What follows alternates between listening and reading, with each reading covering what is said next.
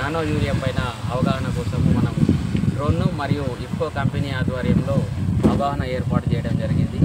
ఈ nano urea అనేది మనకు ప్రత్యామ్నాయంగా మనకు యూరియా బ్యాగ్కు ప్రత్యామ్నాయంగా వాడడం జరుగుతుంది.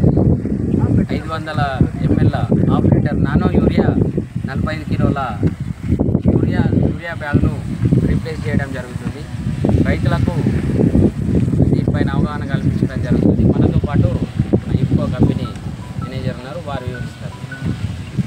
అయితే మనకు మన ఇఫ్కో సంస్థ మల్టీ స్టేట్ కోఆపరేటివ్ సొసైటీ అయిన ఇఫ్కో సంస్థ ఈ యూరియా బాధల నుంచి బయటపడాలి, రైతాంగానికి ఏదైనా మంచి చేయాలి అని తీసుకొచ్చిన ప్రోడక్టే మన నానో యూరియా. అయితే ఈ నానో యూరియా ఏంటంటే దాంట్లో కూడా అప్డేట్ అయ్యి ఇప్పుడు నానో యూరియా ప్లస్ 20% నైట్రోజన్తో వచ్చింది, 20% నానో నైట్రోజన్తో వచ్చింది.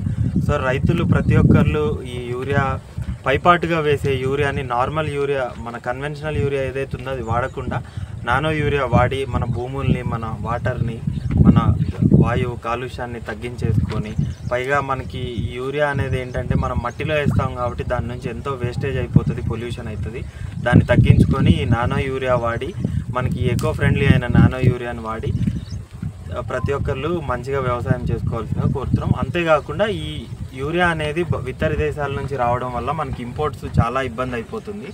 దానివల్ల మన ఇండిజినియస్గా మన భారతదేశంలో తయారు చేసిన యూరియా వాడవలసిందిగా ప్రతి ఒక్కరికి నమ్మను.